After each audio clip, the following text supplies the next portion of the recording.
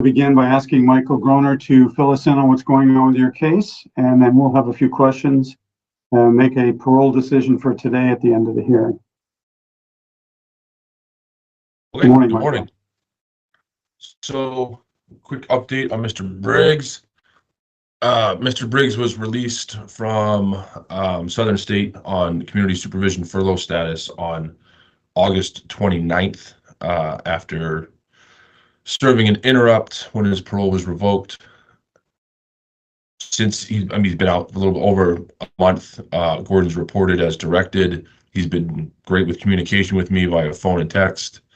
He's currently living in the Springfield Supportive Housing Program. Reports from that transitional housing program is that he's compliant. Gordon is actively looking for work. As far as this officer is aware, he's in compliance with his conditions.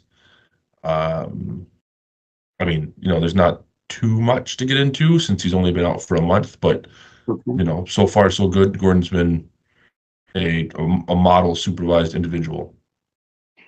Michael, is there any kind of programming that's being prescribed for Gordon? No, sir. Gordon's completed all mandated programming. As I'm sure the board's aware, the DOC has moved away from community-based RRP. Gordon is working with, or trying to get reconnected with one-on-one providers in the community, but that's at his own motivation, so to speak. We're not mandating anything. I will end this testimony that, unfortunately, due to some of Gordon's disciplinary reports while he was incarcerated, he's not eligible per directive for parole consideration, at least until he's in the community for 6 months, violation free. Mm-hmm. Understood. Thank you. So I was noticing when the report obviously was written while he was still in the facility. And at that time, it was noted that there were a number of DRs in the report.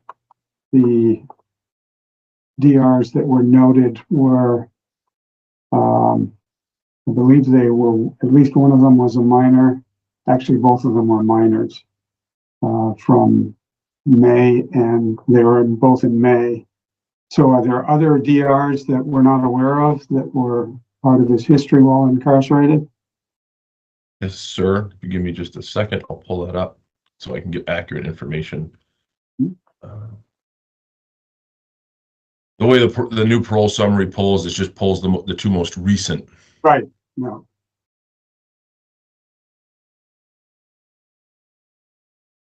The report went on to say that there was many majors in the past year, but they weren't enumerated. Right. Thank you, Wayne.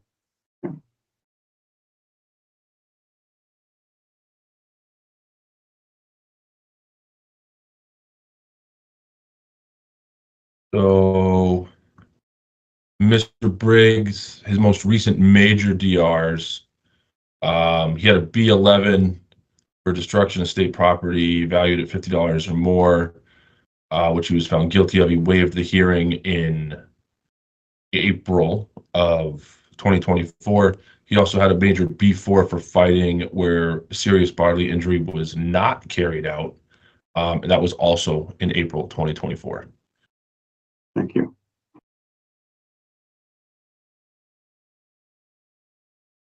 So, Gordon, are you on the MAT program at this time?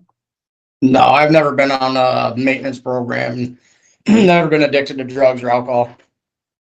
I don't even smoke cigarettes.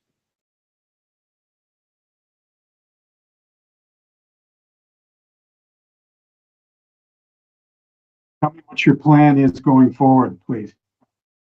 What is my plan? Yes.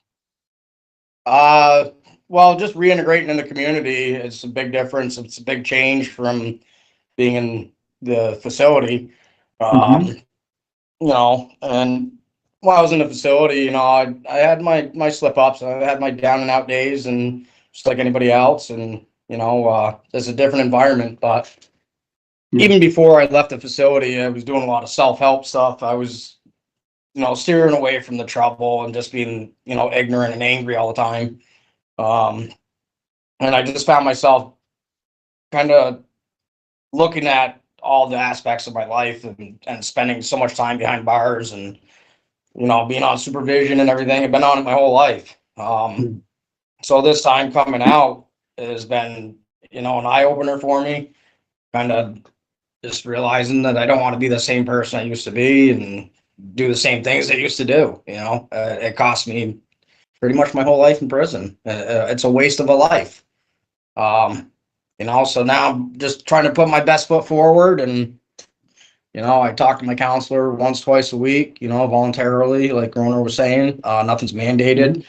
I really don't do anything, just try to do right and follow the rules and just kind of live a sober, clean life and a healthy life. Just before I got out, within probably 6 months, I had 7, 8 people I knew that passed away, from ODs and stuff. I come out and I don't see nobody around. I don't see nobody, you know what I mean? I barely even leave my house unless I have to go to the store or laundry, stuff like that, like basic life stuff, but other than that, just looking for an employment and just trying to keep moving forward and just kind of focus on, the positive things that I have in my life and appreciate what I have now. I never really appreciated anything before. I just took everything for granted. It was just selfish. Oh, Well, I hope so. just trying to do my best I can, do better than I did the day before type thing. You have a good opportunity to change and make a big difference in your life at this point. What do you have for a support system in the community? To be honest with you, sir, that's why I've been out of control and ignorant, selfish, and disrespectful my whole life, because I've never had support. I've done everything on my own and kind of, learn by putting your hand on the stove and getting burnt a few times before you really learn. I've never had a really healthy family relationships, growing up, nothing like that. So that's why I've always been like a troubled child. Right up till even, I'm going to be 42 here on October 22nd. You know what I mean? And my whole life has just been just ignorant choices, the impulsiveness. Now I'm just slowing down and I'm just kind of putting my life together, because that's all I got left is the rest of my life to actually make something myself and just be responsible, hold myself accountable, move forward, and try to get, back to my 2-year-old son, because that's the last time I seen him. He just turned 8 years old. So my motivation, everything behind all this and a lot of these violations I picked up and everything, they all fall around, my son Carter, because I left him he was 2 years old and now he's 8. I haven't seen him in 6 years. He got adopted and everything while I was in the facilities and everything. So it's a battle. It's a battle. It's a fight every day, not to give up, not wanting to give up, not wanting to just call it quits, go back to the facility, just do my time, that's the easy way out, and that's one thing everybody said about me my whole life is I've never been a quitter, whether it's running my mouth or working hard, you know what I mean? But all that being said, I'm just trying to be better than I was yesterday and the day before, and just keep moving forward and then do right. So obviously the counseling is beneficial to you, I think, from what you're telling us this morning. I hope you I've done a lot of self-help groups outside of anything that was mandated too. I've taken other groups and stuff and completed the courses and stuff. All right, great. Thank you. Other questions from the board? Wayne? Yeah, tell me about your housing now. It doesn't. Well, before I left the facility, oh, sorry, go ahead. I just said it didn't jive with the report I read, and then I realized this has all kind of happened pretty quick here. So what's the status of your housing? All right. So before I left the facility and doing a lot of, self-help, self-change, and, it brought to my attention to be involved with some people that could help me with, my release and my 1-year interrupt when it come up, that I could have some housing. And Marissa King at the facility had got me, in with Springfield Supportive Housing. So I was meeting with them weekly. I was meeting with Polly from COSA weekly. I stay in contact with them on a daily basis, every couple of days. So they had to help me get a residence to get out on my 1-year interrupt, because basically the only reason I went back to jail was because I couldn't find a landlord to rent to me, was basically the real reason at the end of the day. But so now I'm working with them to be able to reintegrate in the community, start over, start fresh, start new, a new place, you know, new beginnings. And they just help with any kind of needs that I may need in the future with looking for housing and talking with you know, other landlords or property maintenance people, you know. They help with trying to find employment, stuff like that. Weekly groups, check-ins, stuff like that. Okay, great. I noticed that you maxed out a parole sentence back in 16. Yep, I was granted parole on a 4-year sentence. Probably like maybe 2 years into my sentence, I was granted parole for the first time, and I maxed out on parole. And again, that time of supervision, I think I might have had like 2 minor violations, graduated sanctions for not completing work search for a week or something. Leona Watts was my PO at the time. All right, so you were Best PO I ever had too. you were relatively successful, or maybe even a little better than relatively, for 2 years, and then all of a sudden, I've been successful many times. well, but a year later, I mean, just every year you picked up new charges after that 2-year period of kind of having your life together. So Yeah. what happened? What happened? I actually, what had happened was actually I got involved with a woman that had 3 children prior. And this is going to sound so strange that you're asking me about this right now, because I just saw the girl's father down in the lobby before I came up to see you guys. But I was taking care of his 3 daughters for 4 years. And then I ended up having a child of my own, my first child, which is Carter Briggs, my son. So I was taking care of 3 little girls at 2, 3, and 5, and then my son that was a newborn. I was working 10-hour shifts. I worked for Geldwin building doors for almost 10 years, pretty much. I worked 10-hour shifts every night. I went to work. I mean, I had everything. I had everything a man could want. I had a family. I had a job, good money. I had a nice car, and I was on top of the world because those little girls meant everything to me. And then when I had my son, things kind of started turning around. Things started getting difficult in the relationship. You know, there was a lot of verbal and mental abuse between both of us. And then there was some other things that had taken place, and I had chose to remove myself from the relationship and the home, allowed me to still pay for these individuals to stay in the residence that I provided for them until they could find another place to go. And during the process of that is when I ended up getting these charges now, when I was moving out, separating with my son's mother. So I was trying to figure out how to get my son the best way I could without having charges thrown at me or accusations with my history and my, you know, it doesn't take much for somebody to make an accusation, and whether I'm guilty or I'm not, it doesn't matter. Most people look at me as guilty because of, you know, I've been in jail most of my life and I've had a lot of trouble. I've had a lot of charges, and I own that. Mhm. But so yeah, so losing 3 little girls, it meant the world to me. You know, and I just fell apart. Honestly, I just fell apart, and I One other just question. One other question. A little bit earlier today in our conversation, you said, I just sit back and appreciate the positive things I now have in my life. What are those?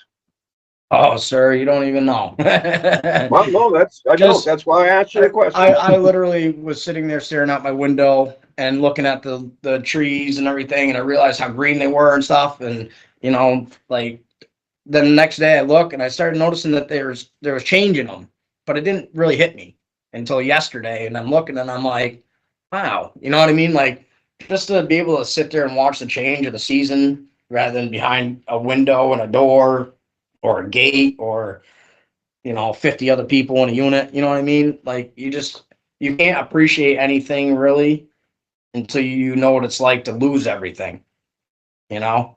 And I've lost things 10 times the fold and never came out of it with the appreciation of anything, you know, because I was too busy worried about everything I lost.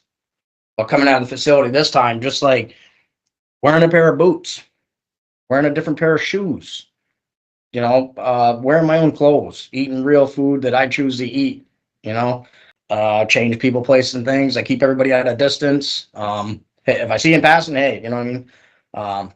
Family, I don't talk to one person in my family. I'm not sure if you guys are all aware of it, but that's where all my trouble stems from. In one way or another with my family. So they're the ones that actually have taken a big part in why I'm on supervision now. So yeah, I don't associate with any family members. I'm yeah, I'm the Lone Sounds Ranger, I good. guess you would say, lone wolf. Sounds good. Continue appreciating the positive and stay away and avoid the negative. Thank you. That's all I have. Thank you. Any questions, Thank you. Sam?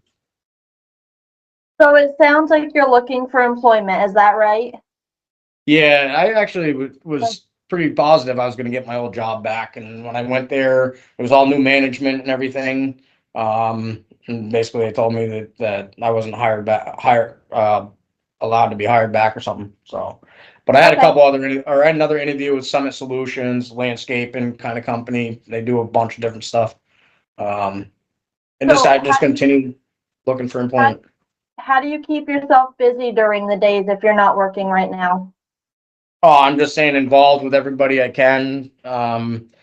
Like anybody that is beneficial. So like Kathy, my counselor, my PO, if I have to speak to him about something or make him aware of something. I talked to Polly from COSA.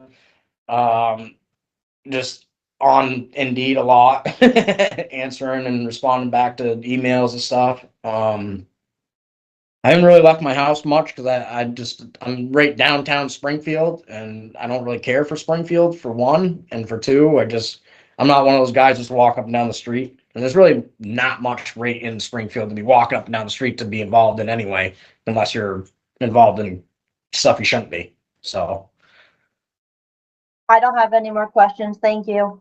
Thank you. What is the pleasure of the board, please?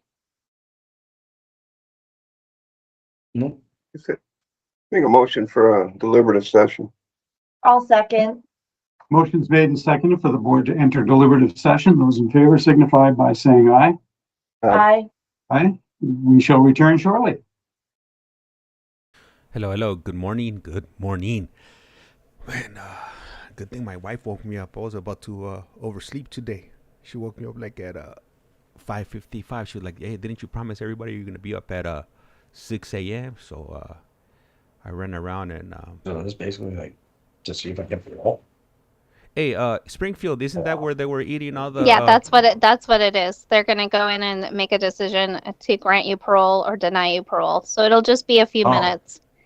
Okay, thank you. I was asking a lot, but thank you. Yeah, no problem. I figured, but Hey there, cowboy, settle down there. Man, they gotta make their decision whether you're gonna get revoked and you're gonna go back to the big house, or if you're gonna be hitting them streets of Springfield through Shaw.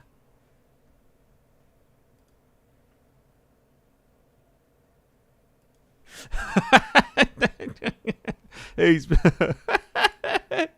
M-Star, man, he cracks me up. Hey, and welcome everybody that's in here. 90s Red Beer, M-Star Media, Mad Max 408, and who else do we got in here? Let me see. And Robert. Oh yeah, Robert. The screen was upside down. Yesterday, I had made some adjustments, and like I said, I was running late, so I didn't get to fix all of that before we went live. Right here, they start this one early. They pull the trigger. I think they start like at 5:55 in the morning. So, oh, is this? Oh no, I was about to. This is not a Nina Howland. I got the people's names here. Did anybody catch his first name at least? I got the calendar here with all the information so I could look him up, and I'll be adding it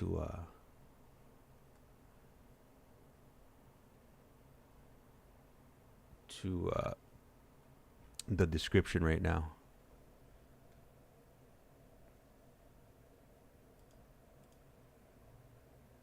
Let me see right here, man. Yesterday, I was, man, I pulled some OT yesterday on this social media thing.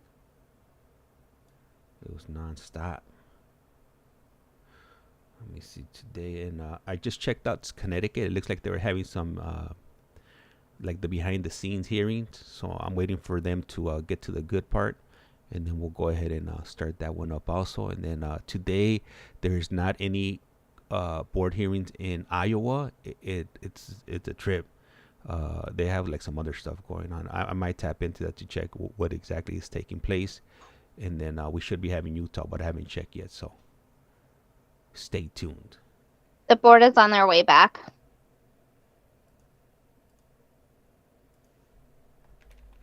And MStar Media puts this guy sounds full of it no matter what what he did. Guilty, revoked. We are back on the record. Thank you. So, Gordon, it is a unanimous decision of the board that we're going to grant parole. So, congratulations, number one. He's even surprised. Secondly, I'm going to review the conditions that will be in your parole agreement with you, and I'll ask you to let me know if you have any questions as I go through these. Okay. And, Michael, I got a quick question for you. Yes, sir. In the report, and I know this was not one that you generated. At the end, there's a request to consider both 14A and 15A, and I don't believe there's any sex offense or domestic violence offense. Obviously, there's a victim, but okay, why that's both good. of those conditions would be asked for, if you know any other reason?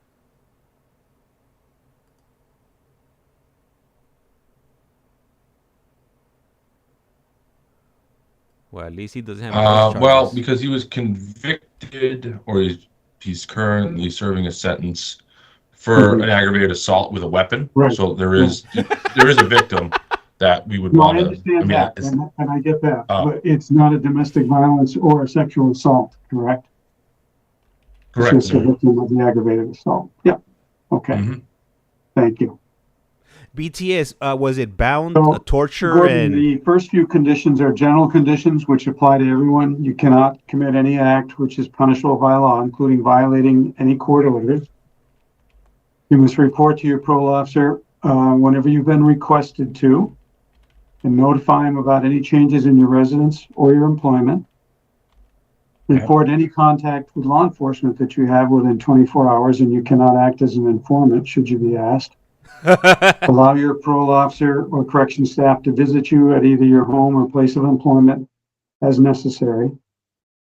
You're not allowed to purchase, possess, or handle firearms or ammunition, and you need to get a travel permit to go out of state for any reason. Additionally, participate in any counseling, programming, or screening that might be required of you. Certainly, the counseling that you're taking part in now seems good for you, so we'd like you to continue with that as long as it's available to you. Letting the provider tell us about your attending and participating. Additionally, must abide by a curfew if your parole officer has cause to put you on one, and submit to electronic monitoring if it's warranted, and follow the department's rules with that. And as we've just been discussing, the victim in your assault case, you cannot have any contact through any means with that person unless you get approval in advance from your parole officer. Any questions, Gordon? No, sir. Nope. Okay, I'm shocked. I'm very shocked. well, do well. You got a great Very opportunity. good. Gordon, I saw that sign and I saw that face of shock. So as you're going back home, look at this as another one of those really positive things, because this board believes you can do it. Don't let us down. Thank you. hey, Mad Max, but that We guy, are all set. Thank you, Michael. that guy up on the right, Hey, corner. Thank you. Have a nice day. I'll have his parole agreement over to you probably in about 5 to 10 minutes. He looks like a Sure. Just who's next on the schedule? I don't have it in front of me. It's Gallant's case. Hold on. Hey, Cody Mr. LOEWE. LOEWE. Yeah. So just for the board's information, Brandon and I are going to switch. So just Okay. bear with us for a few minutes while we do some shuffling in the office, and we'll be right back. Sounds good. Hey, so that guy up in the upper right, he kind of looks like the BTK. He just needs to have that little What we doing goatee, next, MJ? and he would be a Cody ringer. LOEWE. Morning, Annie.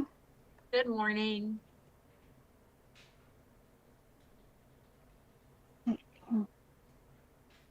Oh, there goes the And nail every biter. time I close the windows and reopen them, the beeping comes back. They got a lift out in front of the complex that's going up, and every time he goes up and down, it just beeps.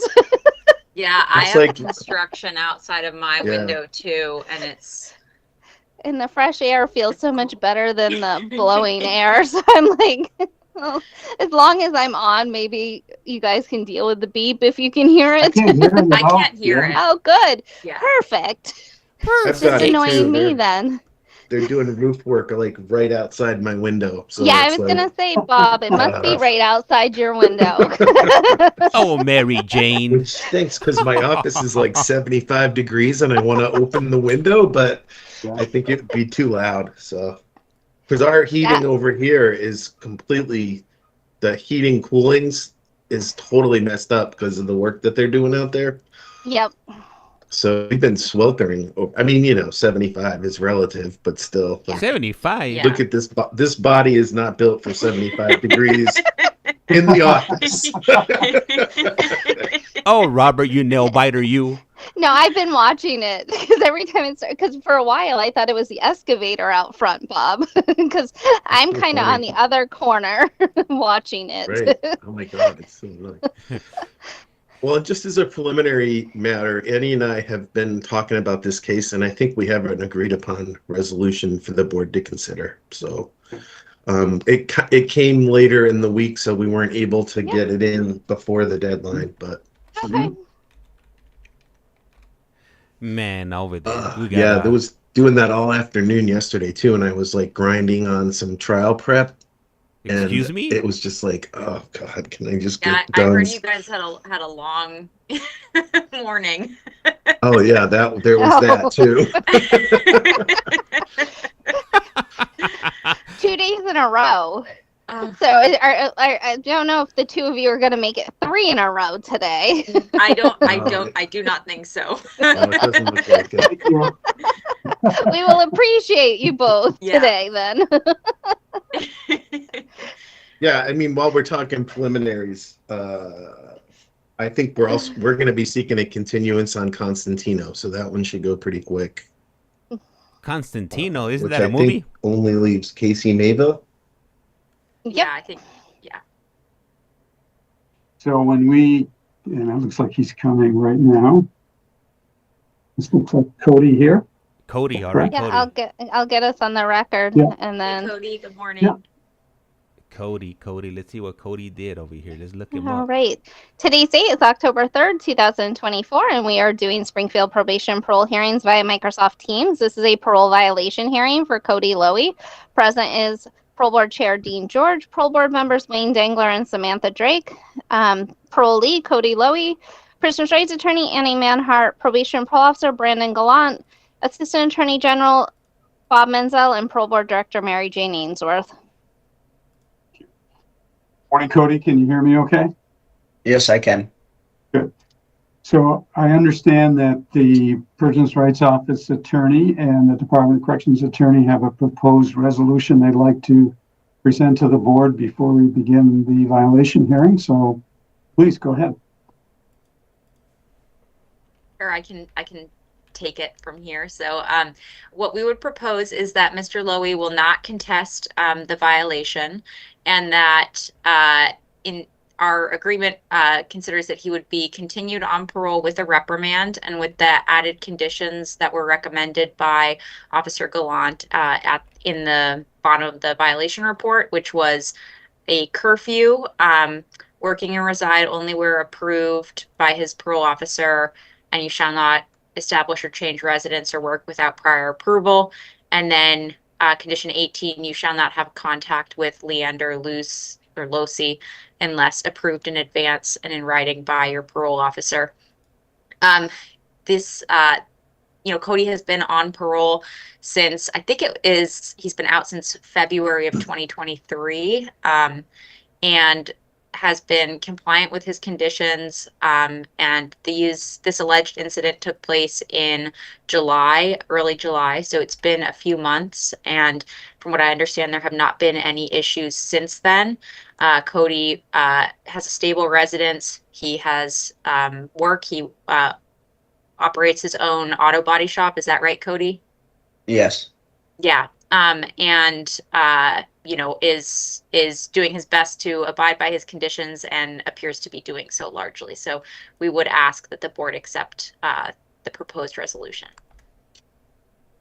Annie, can you update us on the status of the pending charges? So CODY was arraigned at the end of August, and there are no future court dates scheduled. Thank you. And Bob and Brandon? I think that's pretty much the agreement that we had come to in discussing the case with Attorney Manhart. So that's what we would be recommending as well. Great. Thank you. I would entertain a motion for a deliberative session. So I'll moved. make the I'll second. Thank you. Motion's made and seconded to enter a deliberative session. Those in favor signify by saying aye. Aye. Aye. We shall return shortly. All right. So CODY, it looks like he went to prison for rugs back in 2001. I think he went to prison, or he was originally charged and convicted. And then in July of this year, he was charged with assault and vehicle vandalism. I added links to I added one link to the chat if you guys want to, read up on him. Unfortunately, I haven't set it up where I could put it up on the screen because I'm using a different computer. Let me put this on there. Bro, he was dealing with, yeah, man, he was big timing it out there in Vermont, GALLANT. Or GALLANT, Vermont, or Vermont GALLANT.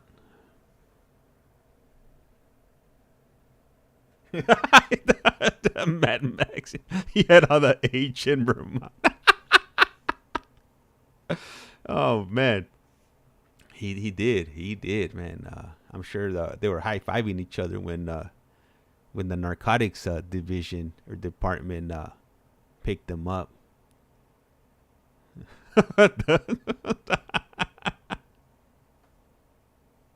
Oh no, he's biting the nail biter. He's biting his nail. He's getting ready. Just keep an eye on him. I'm talking about the guy down at on the lower right with the glasses, with the Vermont right above him. He's a nail biter.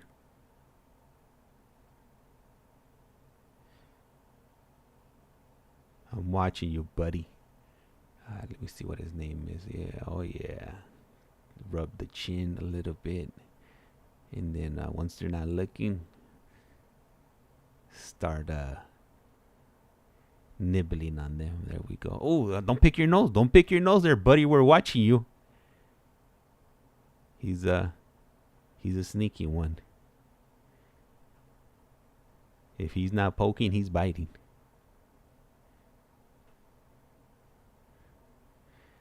All right. Hey, you know what? You said something interesting here on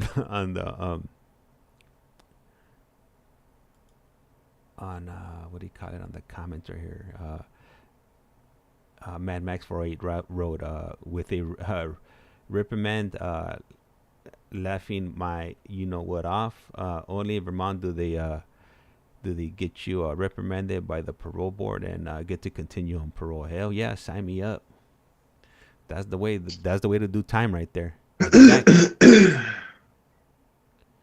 Oh, buddy, was that really necessary? Clearing your throat on the mic here. I think you might be watching my stream. The board is on their way back. Hurry up, man. Keeping my people over here in anticipate or in suspense over here. I could barely contain myself. All right. Let's see here. Let's see. Let me see these names here of these individuals. We got Anna Marie in the We middle. are back on the record. Okay, so the board has considered the recommendation for resolution, and we are in support of that. Just a couple of follow-up questions. It sounds like the residence issue has been an issue, and adding special condition 16 should address that. Is that the hope there for you, Brandon? Yes. And the other issue that we didn't talk about was restitution, and CODY. We did talk about that when you were granted parole, and the note we have from the restitution unit is that you have not been responsive to them and any concerns they have, and they have not had contact with you since early summer. So it is imperative that a restitution payment plan be set up with the restitution unit and that you follow through with that. Okay, Understood? Okay. understood. So, again, the board agrees to the proposed resolution and the modification of your parole agreement to include adding condition 10, which is that you must abide by a curfew if your parole officer has cause to put you on one, that your residence must be approved and your employment approved prior to establishing or changing either. And the last one is that you can have no contact with Leander Luce, which I believe is a victim in your assault charge. And I'm sure the Yes. court mandated that as well. Any questions? No questions. I understand it all. Okay, great. Thank you, everyone. Thank you. Take care, Cody. Thank you, Annie. Sure. Brandon, I'll have a updated parole agreement to you in a few minutes. Probably, I'll have both the two parole agreements for the office within 10 minutes, probably over. All right, thank you. Yep. Hey man, they gave CODY a huge All quebrada, huge break. right. Next on our schedule is William Constantino. William Constantino. Let's see what this fella did over here. Let me look up William Constantino. Hi, Mr. Constantino. I'm Annie. Hi, Annie.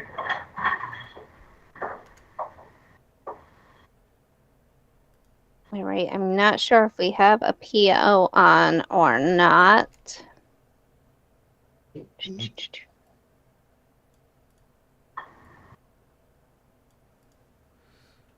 I don't. Bob, I think you mentioned a possible postponement request.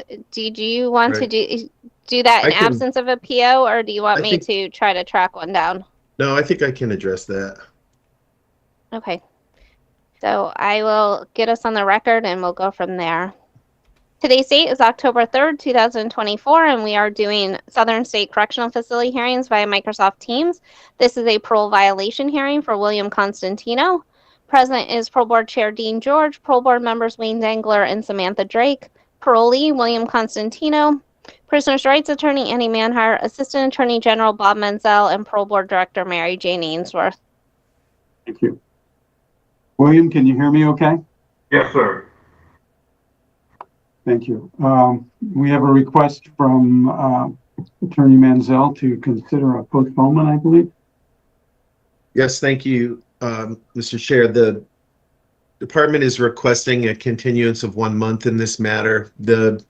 And I apologize, this case was kind of the victim of the transition of counsel here at DOC, and I believe some miscommunication with the field office as well. But we were trying to get the complaining witness to come in as a witness, and victim services has been in contact with that individual, but she was unable to appear today. And honestly, I just got the news about her willingness to testify yesterday. So we're just asking that it be continued for the month, and we'll get her in here. And I don't anticipate that we'd be requesting any additional continuances after that. Okay, thank you. Annie? We are in agreement with the postponement. I spoke with Mr. Constantino about that. He is held without bail in the related criminal case. And so, he would be remaining incarcerated regardless, based on that. And we agree that it would be helpful to have the complainant present.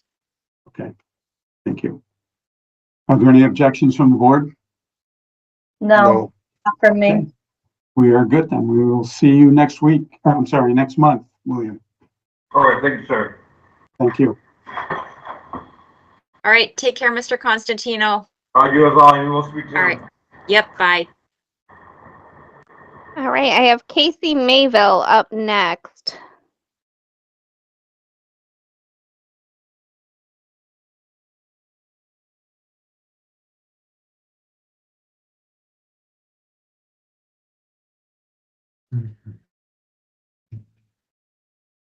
Right, we're just pulling up some paperwork and then we'll begin the hearing.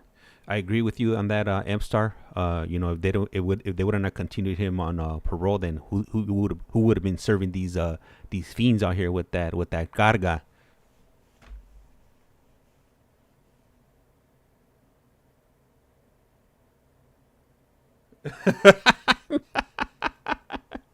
Mad Max. Oh man. So let me see. I'm gonna look up at the let me see who's up next. I couldn't find anything. Hi, Mr. Mayville. Good morning. Mayville. Casey Mayville. Mayville. Mayberry. Close enough. Let's look up Mr. Mayville up in here. Okay, all set. Thank you. Okay. Today's date is October 3rd, 2024, and we are doing Southern State Correctional Facility hearings via Microsoft Teams. This is a parole violation hearing for Casey Mayville. Present is Parole Board Chair Dean George, Parole Board members Samantha Drake and Wayne Dangler, Parole Lead Casey Mayville, Probation Parole Officer Jesse Gagnon, Prisoner's Rights Attorney Annie Manhart, Assistant Attorney General Bob Menzel, and Parole Board Director Mary Jane Ainsworth. Thank you. Sure, I got everybody here. Thank you. Casey, can you hear me okay? Yes, sir. Casey, in the first part of this violation hearing, I'm going to review the 4 conditions of your parole agreement you've been charged with violating. I'll start by reading those to you one at a time, and I'll ask you to either admit or deny violating those conditions.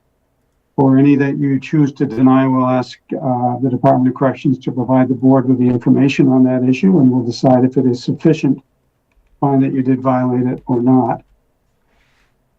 If we did find that you violated any of your conditions, we'll move to the second part of the hearing where we discuss your parole status and then make a decision on that. During the hearing, if you wish to speak with your attorney at any time, just let me know and we'll pause the hearing and make arrangements for you to be able to talk with her privately and then resume the hearing. Would you raise your right hand, please? You solemnly swear that any information you provide at this hearing will be the truth, the whole truth, and nothing but the truth? I do. Thank you. And Jesse, would you raise your right hand, please? Do you solemnly swear the information you provide will be the truth, the whole truth, and nothing but the truth? I do. Thank you. And Jesse, are you in the same room as Wayne Dangler? Yeah, apparently we are. Oh, I think he's on the other side, though. Yeah, I'm on the back side of that wall behind him. Yeah. All right. So Casey, the first condition is that you shall participate in any programming, screening, or counseling that's been required by your parole officer or this board, allowing the provider to disclose you're attending and participating. Do you admit or deny violating that? I admit. The next one is that you cannot purchase, possess, or consume illegal drugs or regulated drugs without a prescription and submit to a drug test if requested. Do you admit or deny violating that? I admit. And the next one is that you must submit to the use of electronic monitoring and follow the department's rules with its use. Do you admit or deny violating that condition? I deny. And the last one is that you can work and reside only where it's been approved by your parole officer, and you cannot establish or change your residence or work without getting approval. Do you admit or deny violating that one? I deny. So, Jesse, we would need your information on conditions 13 and 16, please. Sure. All right.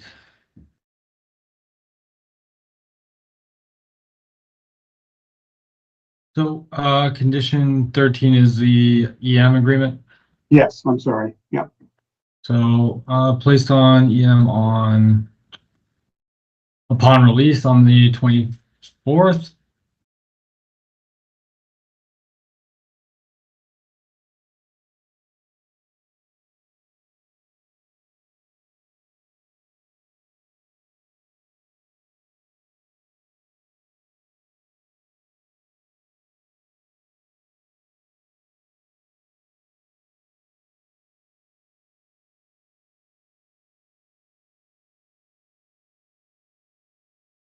There was I didn't put in the report, but there was a period of time where the GPS died, and that was the violation.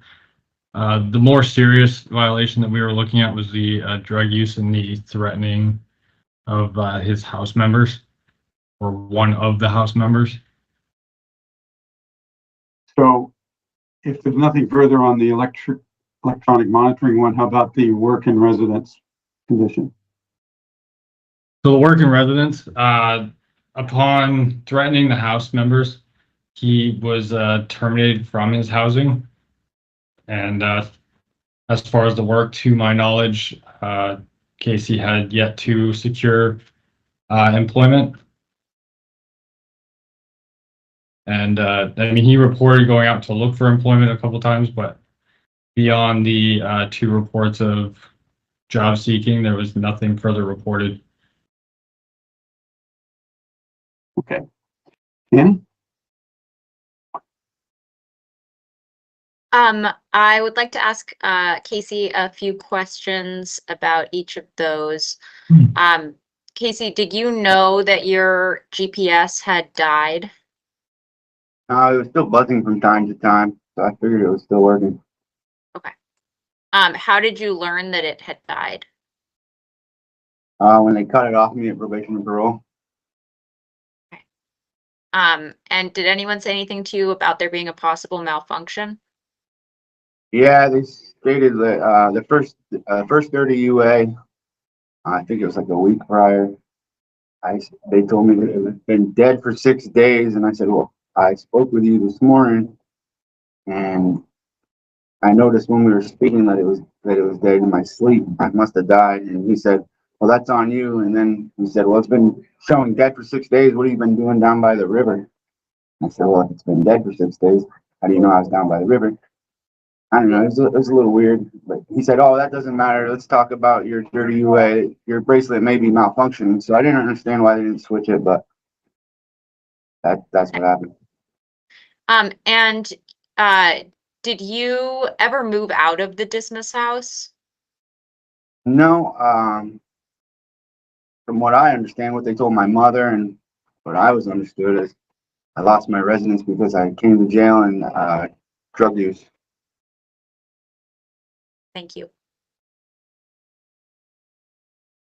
Anything else on those 2 violations?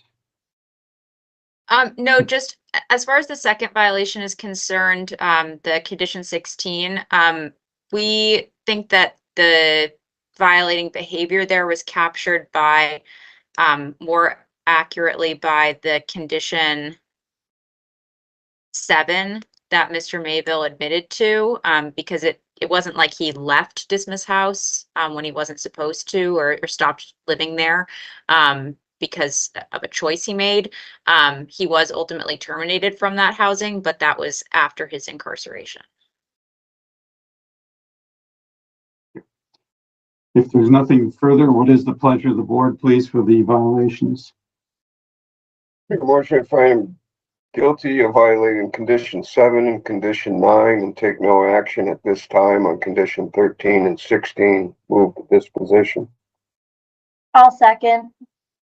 Motion is made and seconded to find Casey Mayville guilty of violating conditions 7 and 9 of his parole agreement. Take no action at this time on 13 and 16. All in favor, signify by saying aye. Aye. Aye, it's unanimous. We'll move on to disposition. And we'll begin first, Jesse and Bob, with the department's recommendation, please.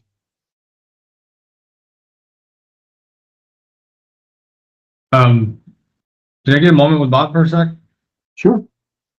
Thank you. Give me one moment and I'll open that breakout room. Thank you.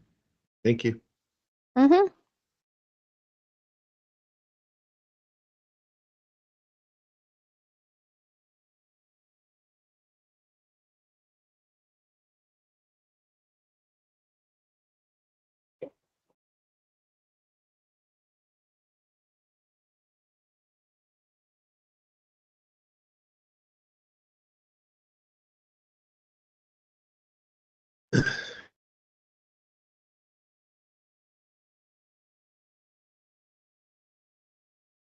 All right, so I'm in the background. I'm trying to set up this other hearing for Utah. Hopefully, they're having one in Utah. We got about 8 minutes before that one starts.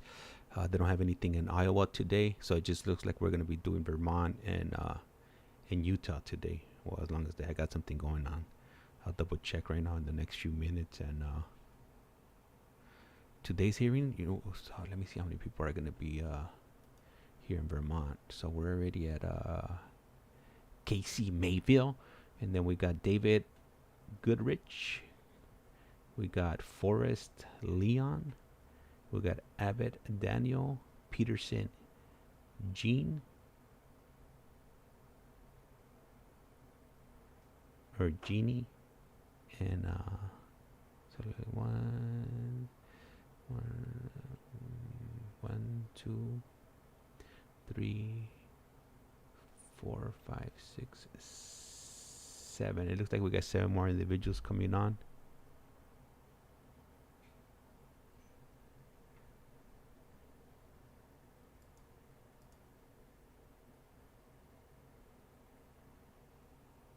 Hey, look, I just realized they got him with a really nice virtual setup in the background over there. Look, let's see what they got over here. Looks like the house might be located in the forest there. Nice fireplace. And his scrubs, they look kind of new, fairly new. It looks like he dressed up for this parole board hearing. What do you guys think? He should have shaved up though. Looking a bit rugged, like he's working out in the backwoods over there in Vermont.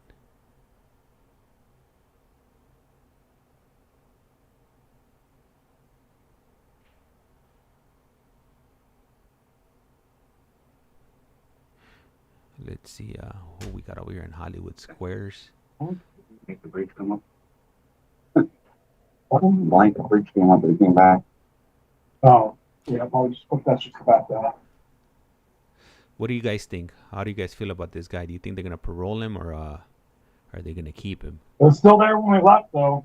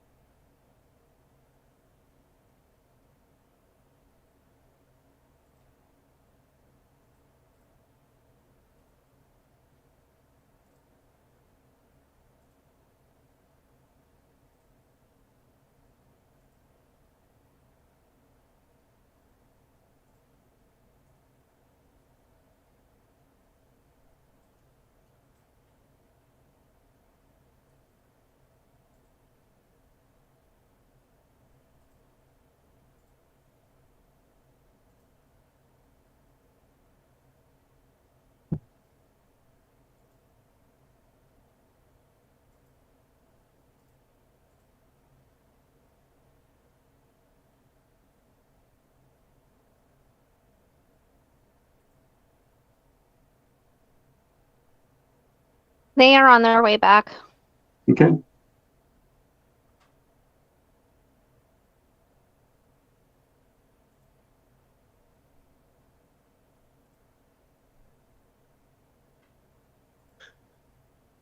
I can explain it after if Okay, if you that's still- cool. Yeah.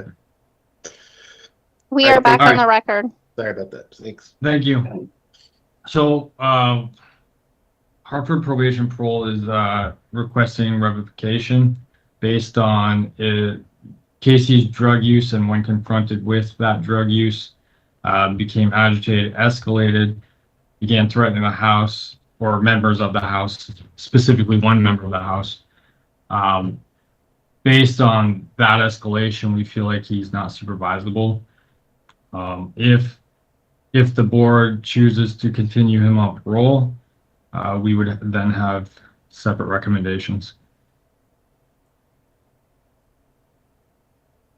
What do you mean by that? I'm sorry. Sorry, if you guys choose to continue to have us supervise him, Mm-hmm. I would push for release to inpatient and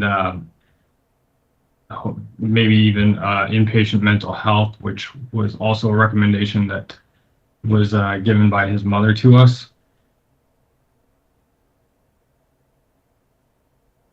Okay. Danny? We are asking that Casey be continued on parole with a reprimand and a requirement that he attend inpatient substance abuse treatment. Casey, have you ever been to inpatient substance abuse treatment before? No, I've never been to a rehabilitation center. Okay, what types of treatment have you gotten in the community? I've been to Clark Martin Center before, which I had set up to go there, but I was only out a month, and then I got these violations. And I'm sorry, you had where set up? I had set up to go to Clark Martin Center, one-on-one alcohol and drug counseling. But then a week went by, and I got pulled back into Hartford Probation and Parole, and they asked me to do. Okay, sorry. No. What do you think would be helpful for you about going to treatment? Like what do you hope to gain from that? Well, I've done the treatment in the facility because I got domestic a while back, and I did 2 years, and I did 9 months in the facility of all the counseling they offer, which they still offer. I believe it's called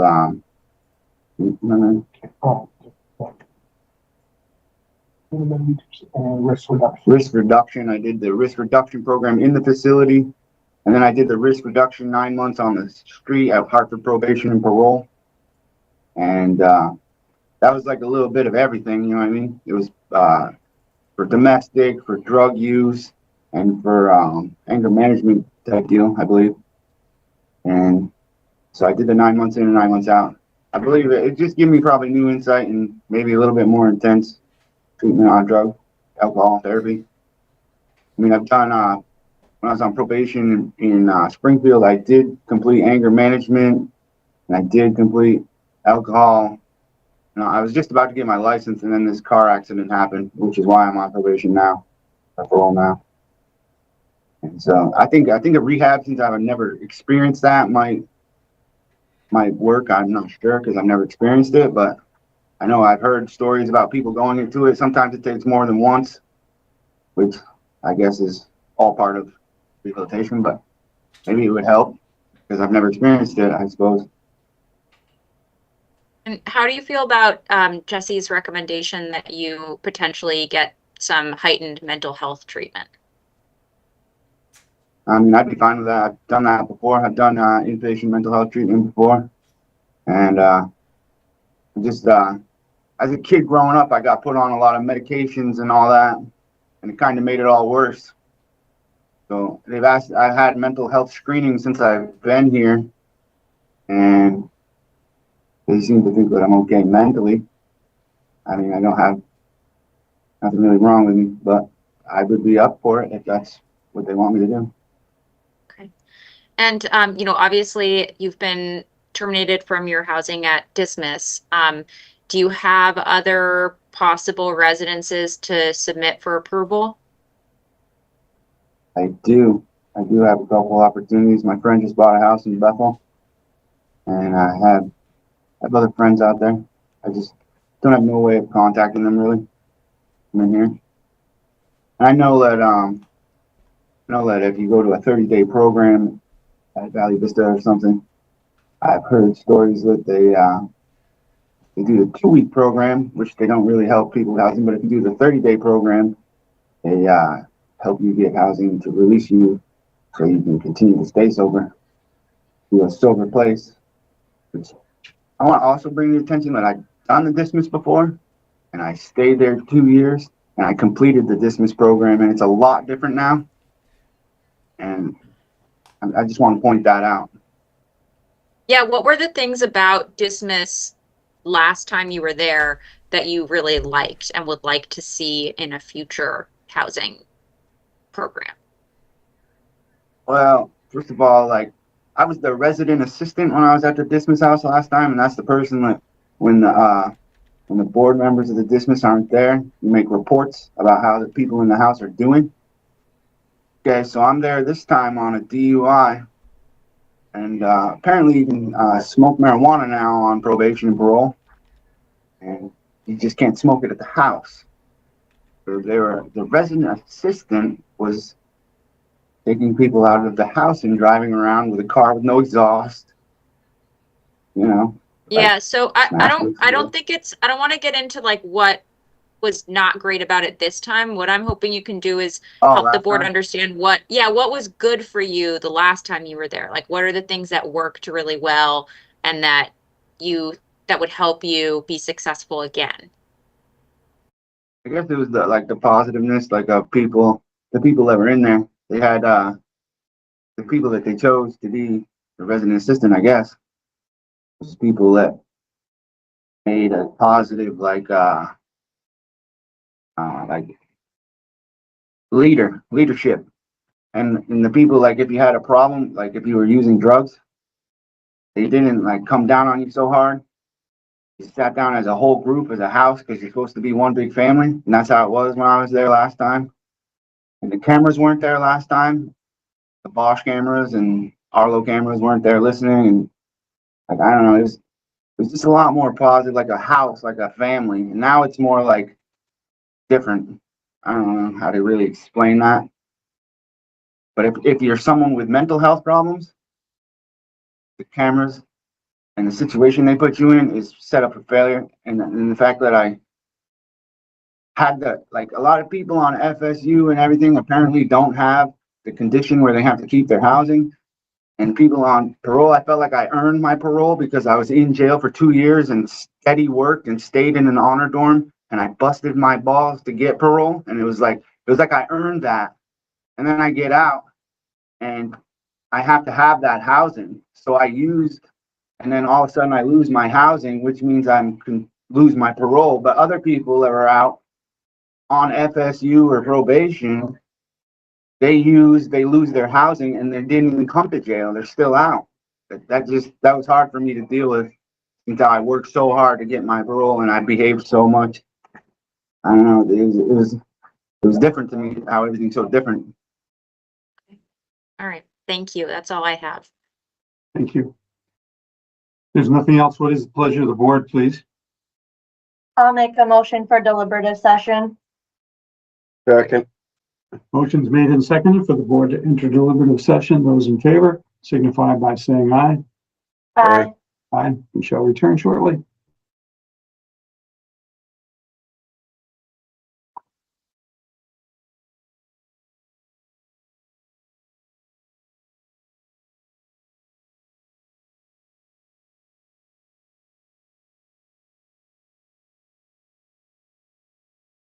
Can you guys hear the train whistle coming through on mine? Or could you hear it? No. That's good. I mean, I can. It's a little distracting. I just have the beeping going on constantly. They're doing roof work here on our building, so it's like, yeah. We had to shut our windows, Bob, because it's like echoing Yeah. off the brick outside, and we're like, I nah, know. it's driving me crazy. I'm bummed because I want to open my window because it's warm in here, but it's just too loud. Not today. There was a problem with my heater a few winters ago, and so it was just like clanging, clanging, clanging all day. And like I didn't even really notice that it was happening, but I was finding myself becoming more and more angry and like agitated all day. And then someone came into my office and they were like, "That's crazy that you're dealing with that sound." And I was like, "Oh yeah, I guess it is." So then they came and fixed it, and then I was so calm, and I didn't realize that like having that awful noise was impacting my mood so much until it went away. Yeah, definitely. I'll let somebody else on.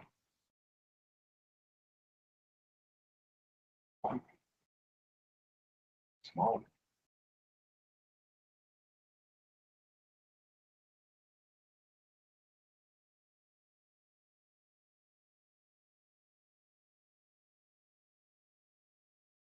I think if the Dismas house was like Gabriel's office here, I'd be like that. Yeah, an oceanfront view. That nice little fireplace.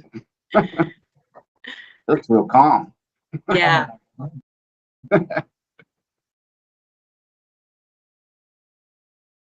I know those backgrounds are really something. Better than the brick and the whiteboard. That's really there. Yeah.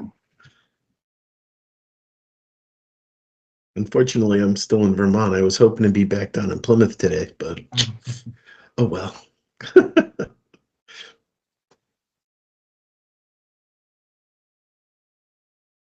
I was in Plymouth as well.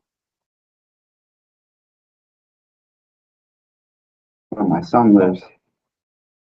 In Plymouth, Mass, or? Yes, sir. Yeah, nice. All right. Whereabouts does he live in Plymouth? I'm not sure exactly where she lives, but she's got my son. That's where she's from. My son's mother. Gotcha. Yeah. Moved back there after her parents passed away. That's basically what I'm doing. My dad had a house in Manomet, and I'm moving in there ultimately. I'm still living in Vermont, but I'm kind of commuting. So that's a nice place. The board America's is on there. hometown. Oh, the board is back. We are back on the record. Okay.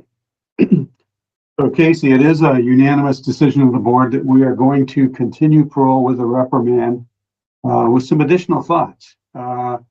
Obviously, the idea of you getting into mental health treatment and substance use treatment is important. And a lot of this responsibility is on you. And it's pretty clear in the report that we got that you started the process of getting into substance use treatment, but you didn't follow through. So it's our recommendation that you do follow through. The first thing you're going to need to do is get an assessment to determine what is necessary, and that's going to be where you go and what you do. So, you know, you can't afford to keep coming back with these violations. It's on you to show the hard work that you did to get to this point has been worth it, and you want to be successful in the community. So, again, get the assessment for mental health counseling and substance use treatment, and whatever the recommendation is, follow through with that. And obviously, you're going to need to have an approved residence, so you need to propose that to your parole officer and get started on that. All right. Okay. Any questions? No. Okay. Thank you. Thanks, everyone. Thank you. Take Thank care, you both. Casey. Thank you. That's it. That's it for violation hearings today. That is Yeah, correct. we promised you we would You guys rock. All right. Good luck with the beeping, Bob, because Yeah, I can't thanks. imagine how loud it is compared to just across the parking lot. That's crazy. All right, we'll see y'all All right. next week. Bye, everyone. right. Take care. Bye. We have David Goodrich next. So Mr. Goodrich was just escorted by 4 officers into our segregation units. So Okay. We will post- Probably nothing recommended then. Watch my window, so I'm not sure. I've never had that happen. Okay, so we will postpone the hearing and just let us know if you'd like him scheduled on another day or next month. Seems he was a recommended ICOTS. Yeah, so I have no idea what's going on. They just walked by with him in handcuffs. Okay, yep. So just email us and let us know where you're at with that case once you figure it all out. All right, thank you. Yep. Thank you. Yep. Thanks. We have Leon Forrest next. Hey MJ, I'm on. Hi, Lonnie. How's it going? Good. How are you? Pretty good. The sun is just coming right through my window. Are you enjoying being back at PMP? Sure am. I can imagine. It's been nice, but it's also been busy, which is a good thing. But yep, this is definitely where I'm more interested in the PMP side of things than the facility side of things. Yep.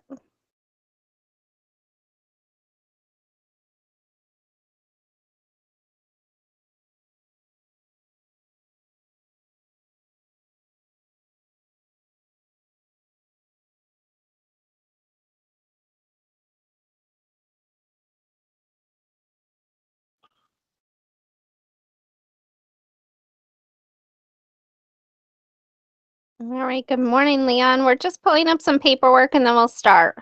Okay. Good morning. Hi, Lonnie. Hey, Leon.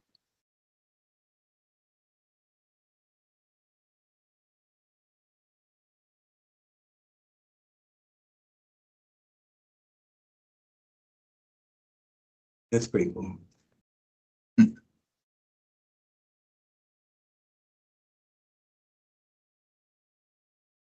All set, MJ. Okay. Today's date is October 3rd, 2024, and we are doing Southern State Correctional Facility hearings via Microsoft Teams. This is a parole hearing for Leon Forrest. Present is Parole Board Chair Dean George, Parole Board members Wayne Dangler and Samantha Drake, the offender Leon Forrest, caseworker Jed Harrison, probation parole officer Lonnie Harrington, and Parole Board Director Mary Jane Ainsworth.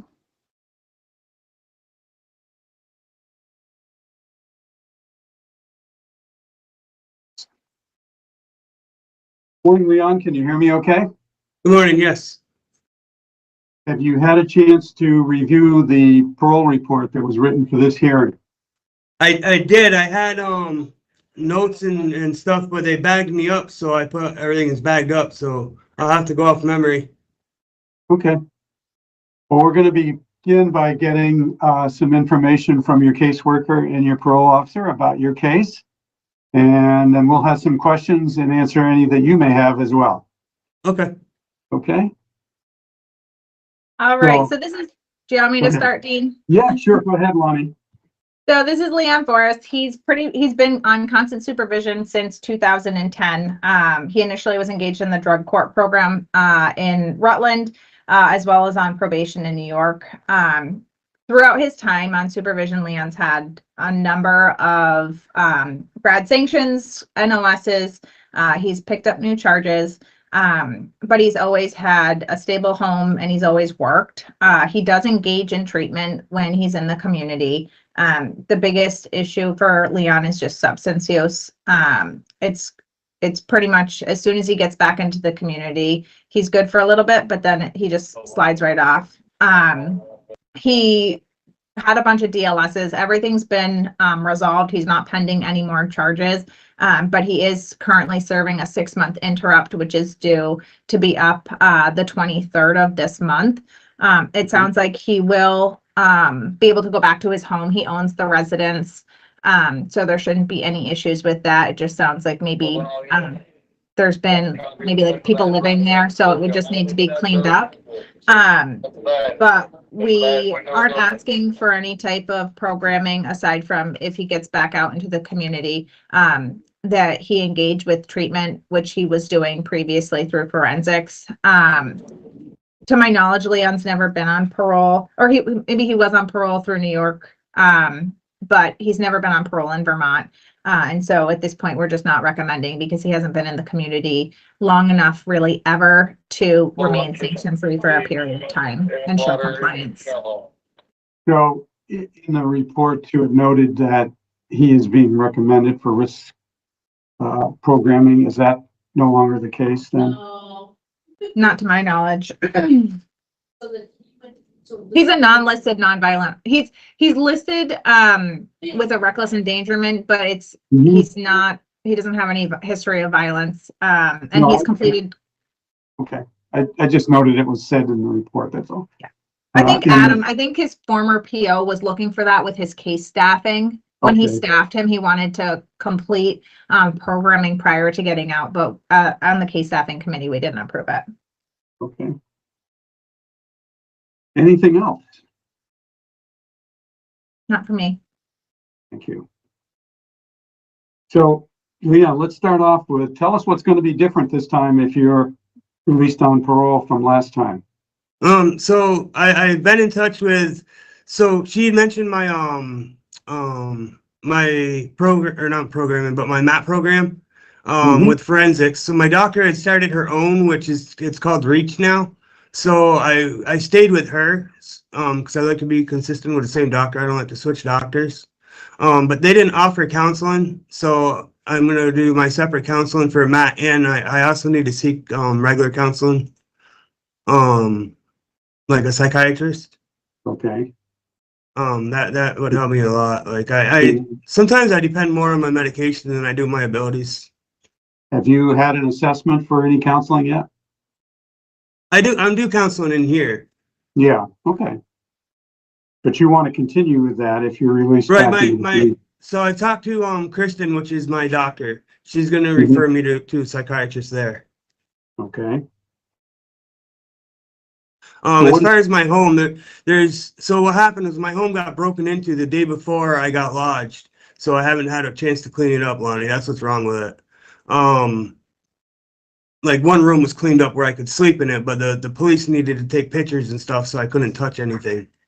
There's nobody living in the residence at all. Lisa's not living there. She's living in Rutland, but she is still supporting me. She's supposed to be here today, but I think she thought I wasn't going to have it today. But Lisa's my ex-wife. She's going to help me with rides for the DLS issue. I do have my time is all served. My charges are all taken care of. I do have money put aside. That's for my dentures and for my because I got my teeth pulled here, so I plan to get dentures so I feel better about myself. And I have the money put up to get my license. Because I have enough put up to take care of me for at least a month. So you have the money to put up to get a license, but you're not going to drive in the meantime, correct? No, my ex-wife is going to take care of me. Like, so the public transportation, the bus from Middlebury to Rutland goes by my house, so I can catch that.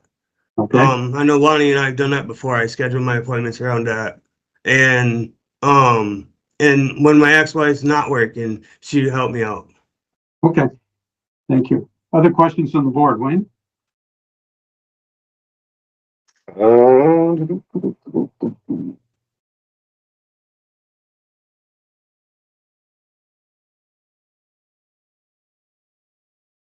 You said you renewed a relationship with your brother. Yes. After 12 years of non-communication. Tell me about that.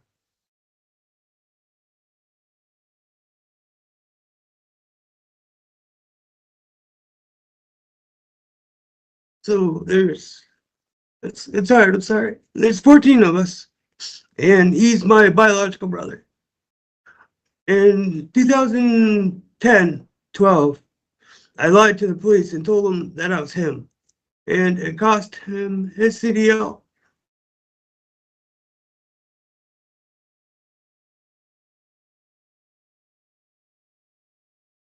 Can we, I am sorry, can we pause the hearing for a minute? Sam lost internet and she's currently froze. I just wanted to let everybody know. Good time for him to collect as well. Take it easy for a minute, Jeff.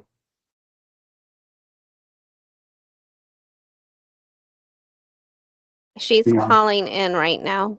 Okay. So it's the only brother I have is biological. Yeah. Leon, we're just going to hold up for a second. One of our members is going to get reconnected. That's okay. She is, Sam is here. She's on the phone. Sorry, we lost internet. Okay. Okay. We've got you on the phone. He's my biological brother. The rest are adopted. Well, I'm sorry. Me and my brother are adopted. And like I said, I cost him pretty much his life.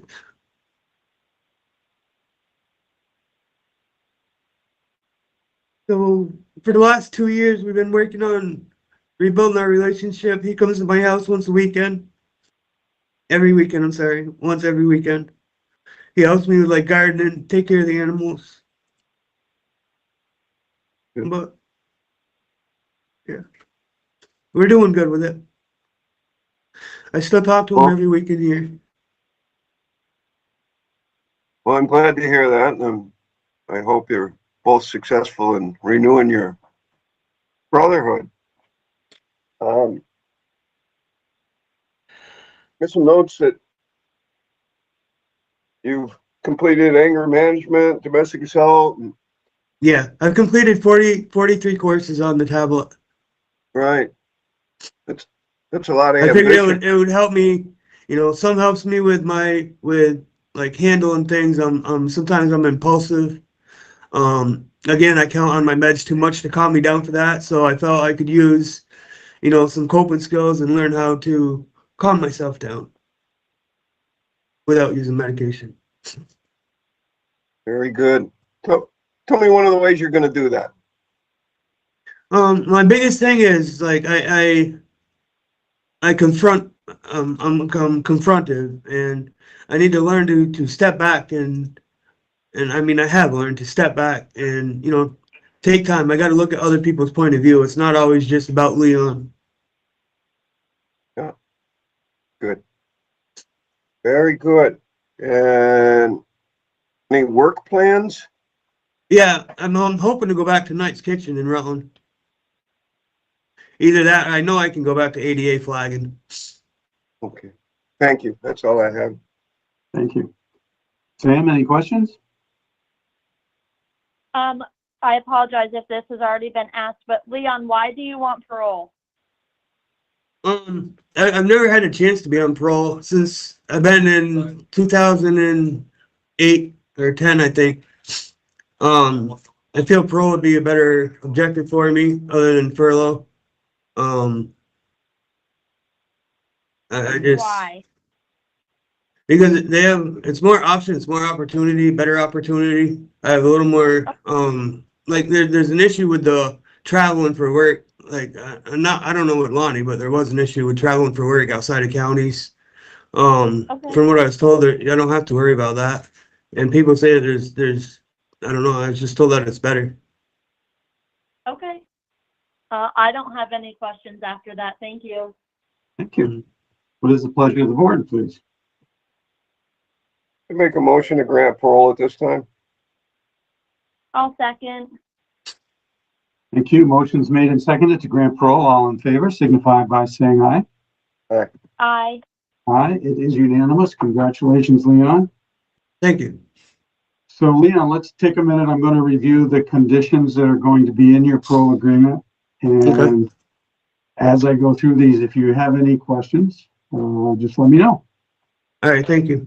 The first few conditions, and you'll get a copy of this as well. The first few are general conditions. You cannot commit any act punishable by law, including violating any court orders if there are any.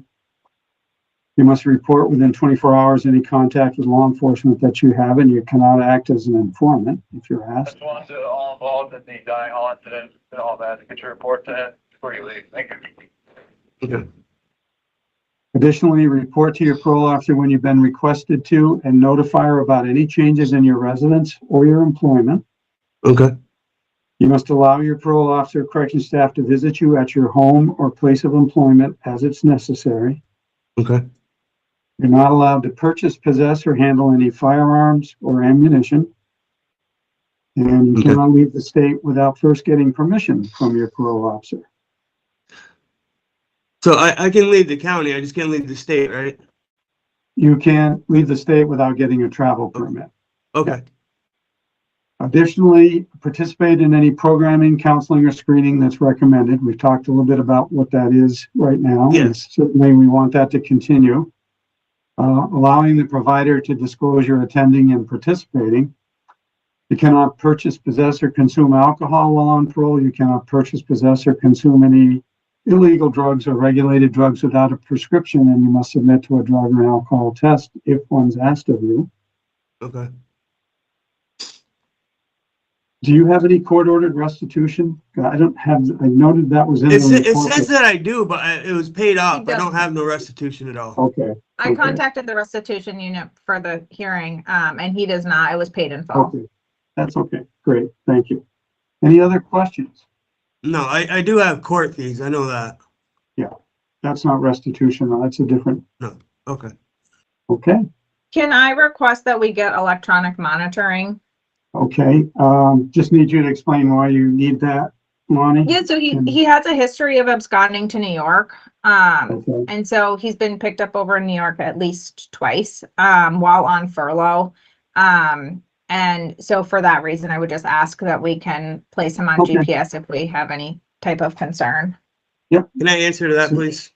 You can answer it, yeah. I got him picked up once, and that was in 2012.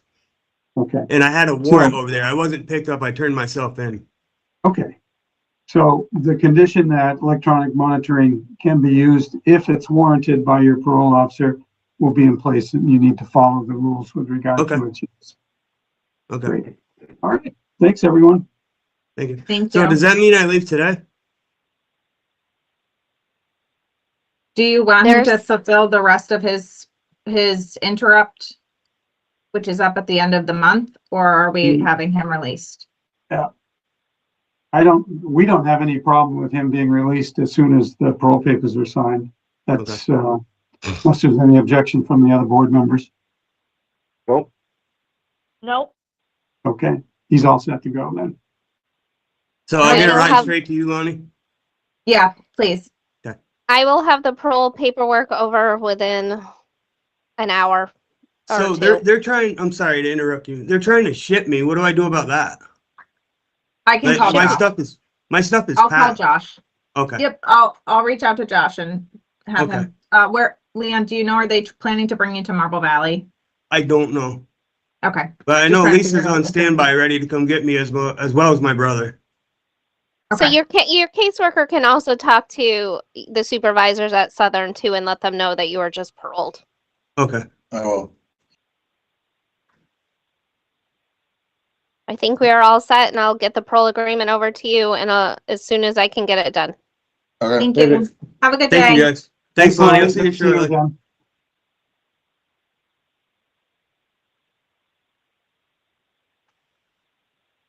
All right, I have Daniel Abbott up next. Good morning. Morning. How are you? Good. And board, Ashley Fisk from Victim Services did email me, and she has some additional information that she would like to present at the hearing when we are ready for that.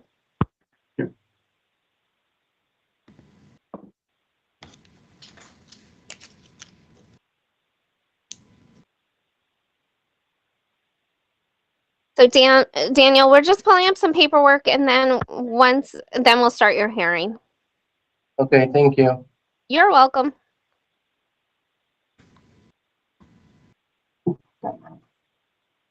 Yeah, I see I pay on it every month. Okay.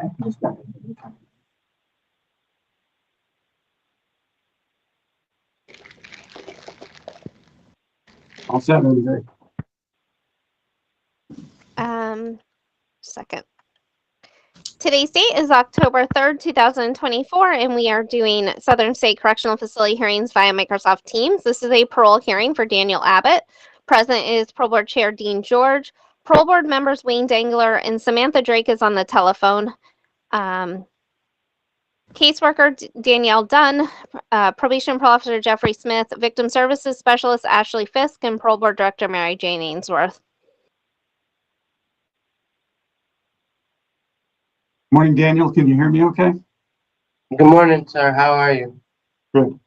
Daniel, have you had a chance to review the report that was written for the hearing this morning? Yes, sir, I have. Okay.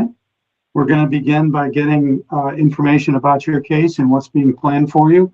We'll have a few questions and then make a decision for today at the end of the hearing. I got something I'd like to read to you guys. Can I present that? Okay. During the hearing, we'll give you an opportunity to do that. Absolutely. Okay, thank you. Yep. Jeffrey? All right, so my apologies. I'm out of training doing this on one screen, so I do have to bounce around to get information. Okay. No problem. Daniel is scores moderate on his ORAS, high on the DVSIR. Mr. Abbott was returned, an RRM was issued in July of 2023. He was returned on that MIP about a month later in August, but in that meantime, he picked up 4 charges, 3 of which were felonies, one being a domestic, and then some property money type stuff, theft.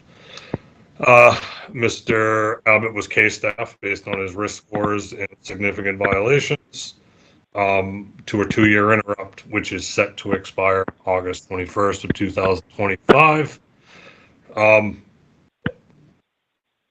Unfortunately, this is a repeat occurrence of Mr. Abbott while in the community. No plan in place right now. I have no residents submitted. I have no plan submitted for Mr. Abbott. I do have concerns if his previous residence was proposed again. We would really want to vet that thoroughly at this point because we have concerns around it in the field. That being said, those charges he picked up on the ROM were resolved, therefore creating this minimum. And so Daniel's hearing should have been back a little sooner, and what had happened is with the new format and things, he got transferred to a different facility. It kind of got lost in the shuffle. So here we are. This is why we're late. Okay. Thank you. You're welcome. Ashley, did you have something to add? Yes, so I had spoken with the victim in the domestic assault, and I just wanted to share some of her thoughts and what she's been kind of going through. She says that this has negatively impacted her life. She's been in and out of counseling. She's got panic attacks, nightmares. She can't go in public by herself. She's constantly watching over her shoulders. Her child is in counseling because of this. Her kids had witnessed the assault. She was also pregnant at the time and did not have the baby. She said that she woke up that morning and went to throw something in the trash, and it was like a light switch had just turned, and she doesn't understand why this happened to her. And yeah, it was pretty horrific. And she still, excuse me, deals with this every day. And I think that that's just important to know, that this is something that she has kind of a life sentence with, having to deal with this trauma and now worrying about her children as well, and the trauma that, you know, they've experienced now coming out. So yeah, it's not over for this victim.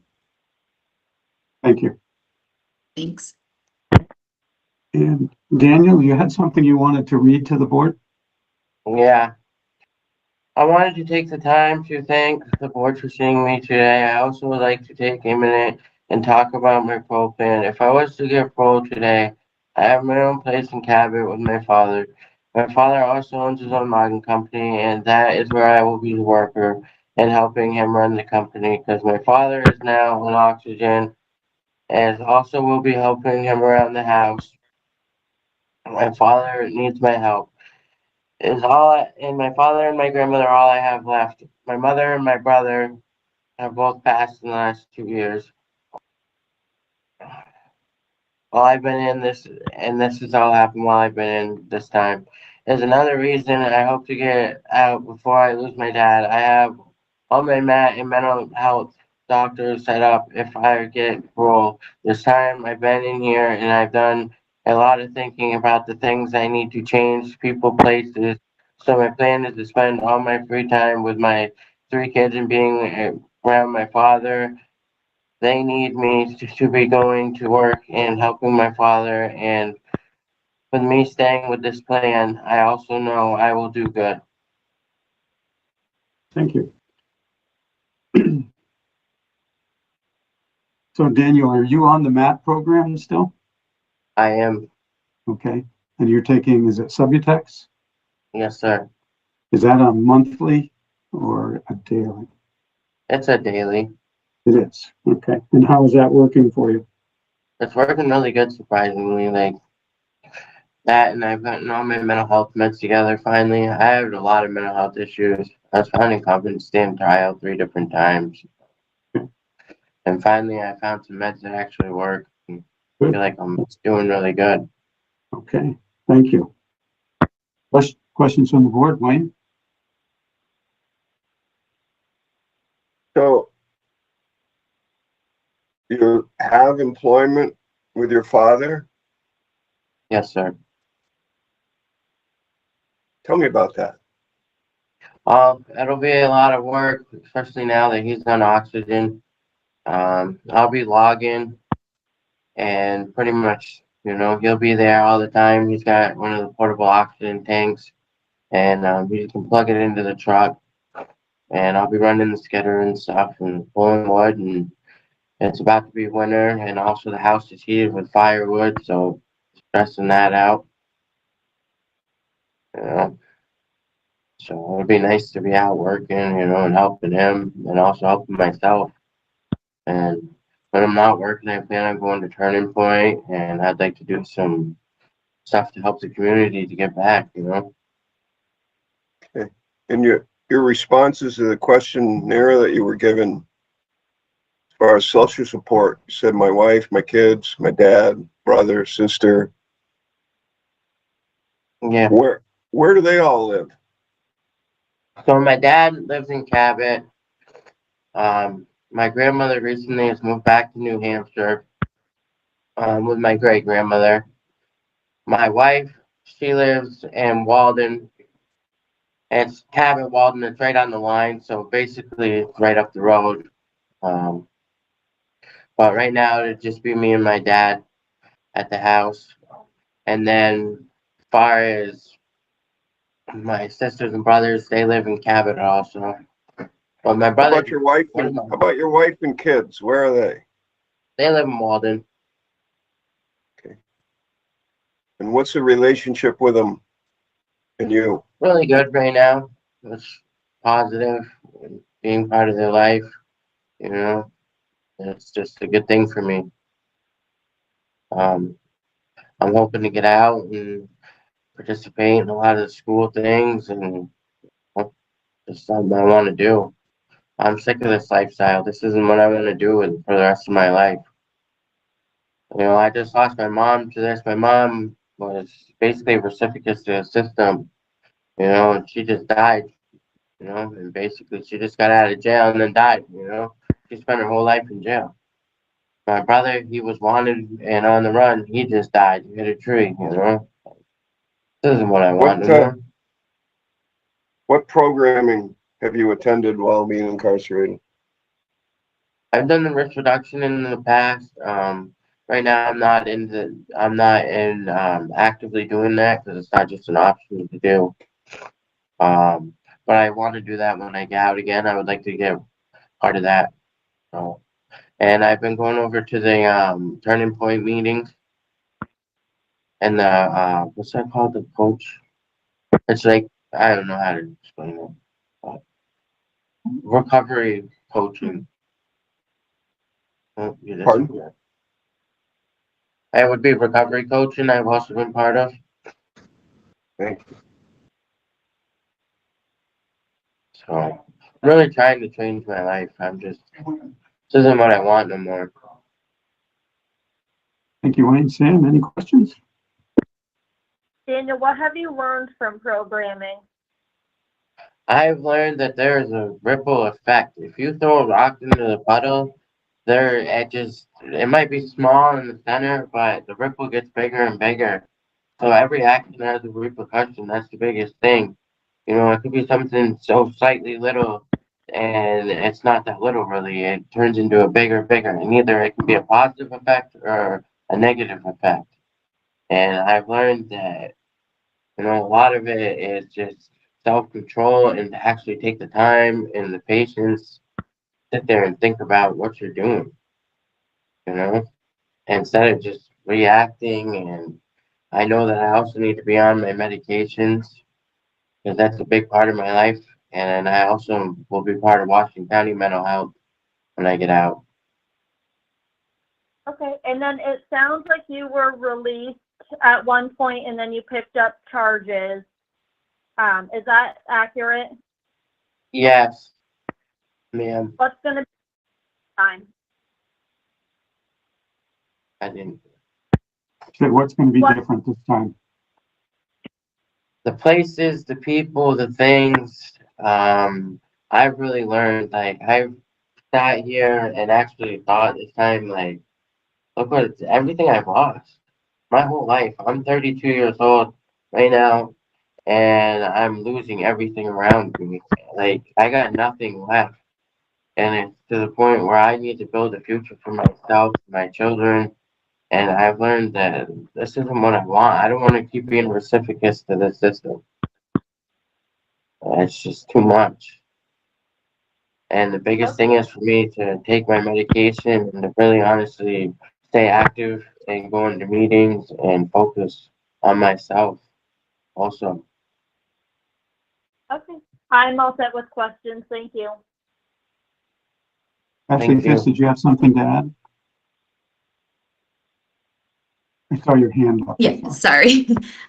Is there, and I don't know, I apologize if I missed this, is there programming in the community that's planned?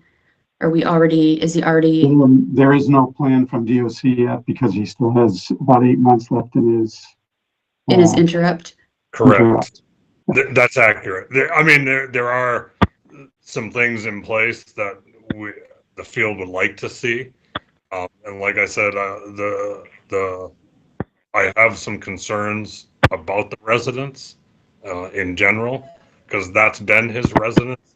And Daniel's talking people, places, and things, but he wants to go right back to where he was.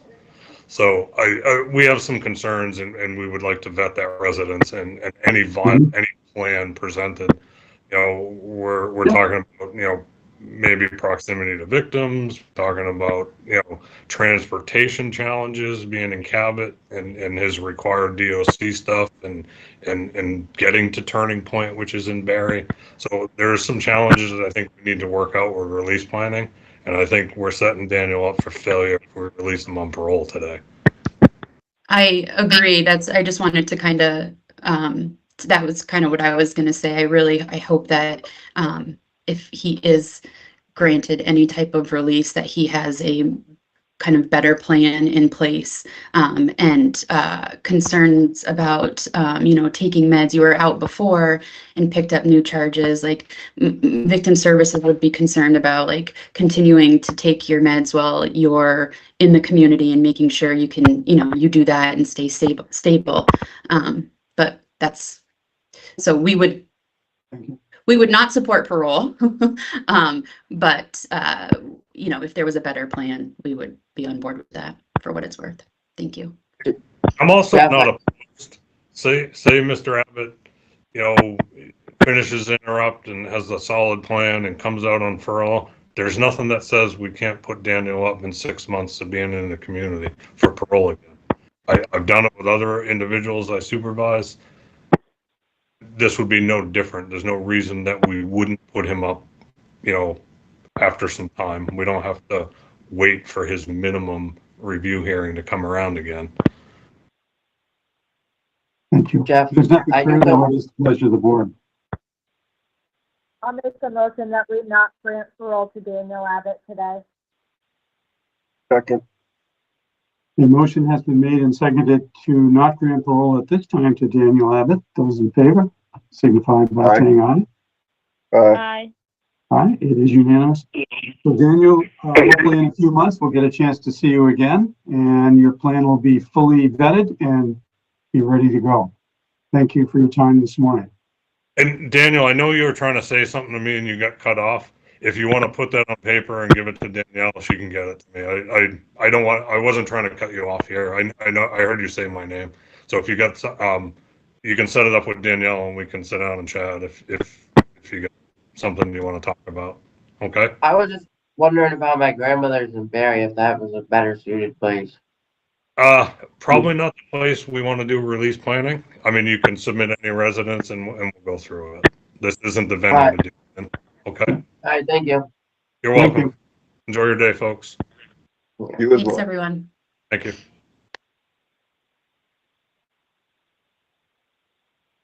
Okay, I have Jean Peterson next.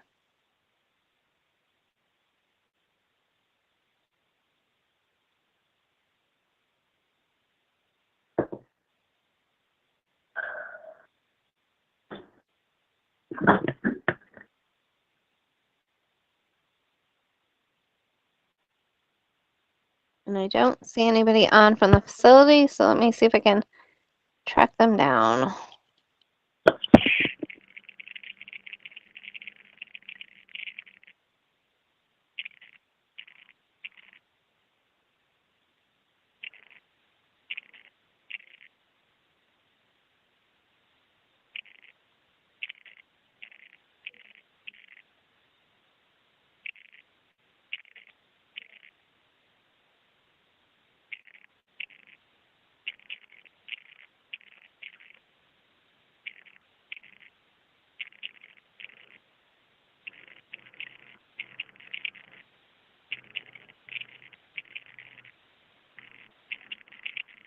Right, I will let you know as soon as I hear anything from the facility.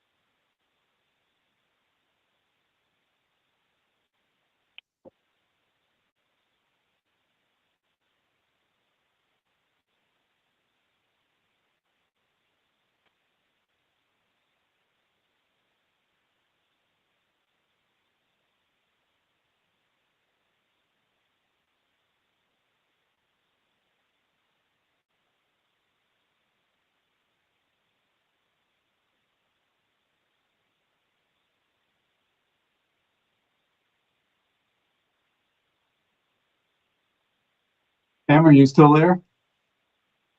I'm here. Okay, good. The whole building is without internet, but they're trying to get it fixed. Okay.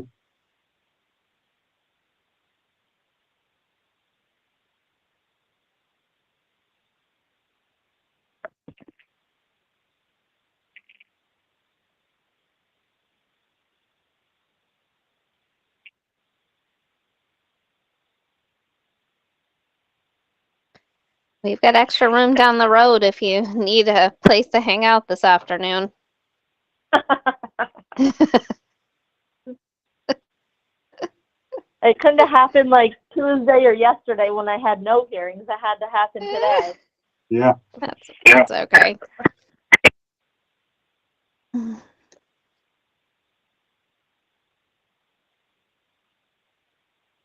If we had a pause like this, you probably could have made it here by the time we start our next hearing. Oh, if I had known, I would have gotten in my car and come over. It's all good. I think this next one's our last hearing.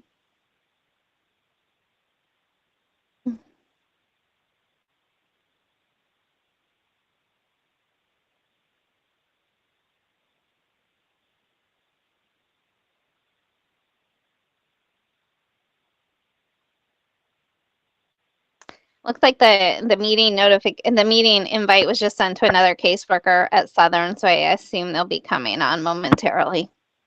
Okay.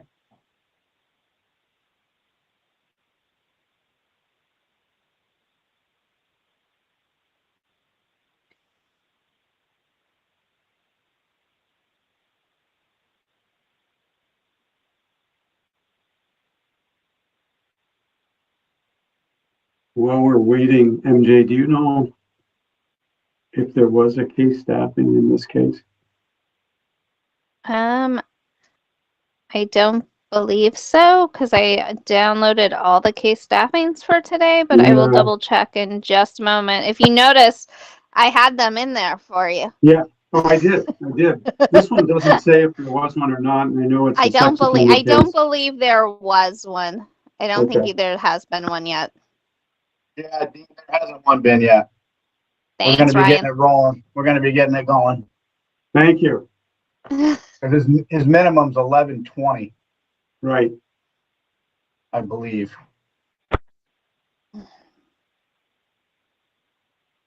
Well, his minimum was 23, wasn't it? 1123. So he's a Cool. 70%, Oh, okay, that's right. 70% rule. Yeah. So his eligibility, he can be released before November 20th, 2024, Gotcha. based on that law. I did see the 70%, I'm sorry. Yeah. No, that's okay. I took a second look yesterday too, because I was like, we haven't had one of these in a while. There's not a whole lot of them. Right, right.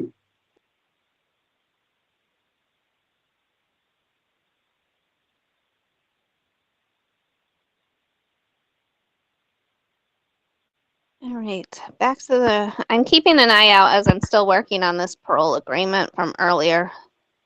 There's a lot of charges. Yeah, there are.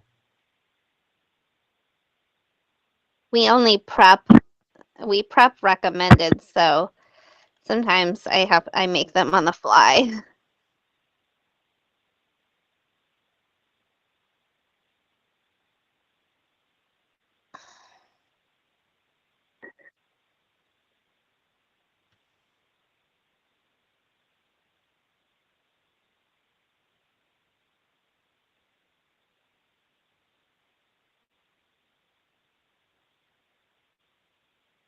All right. I believe they are coming on right now. Okay.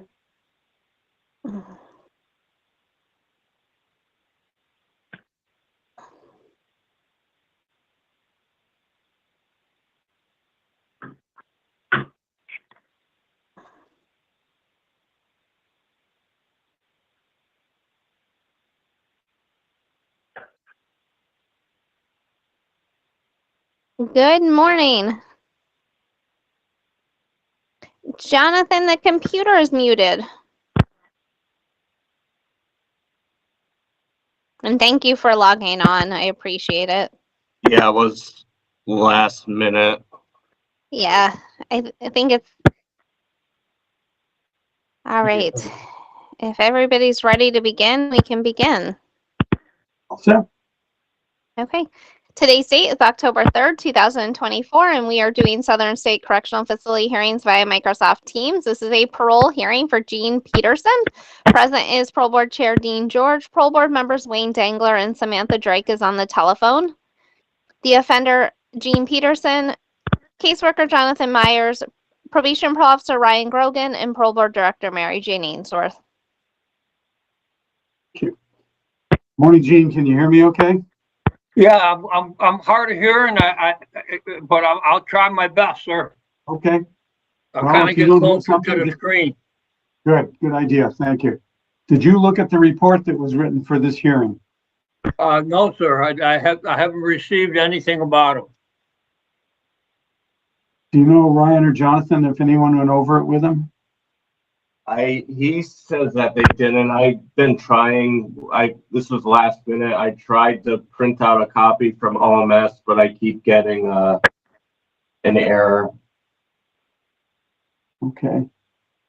So, Gene, you're entitled to review the report 7 days prior to the hearing.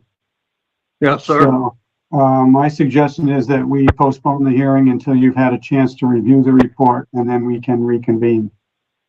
Okay, sir. I got Ryan, a thought. Jim?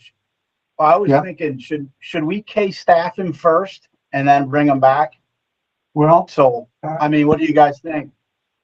obviously, That's case usually how it staffing goes. is important, but we have to address his minimum, which I think is it in November, Ryan?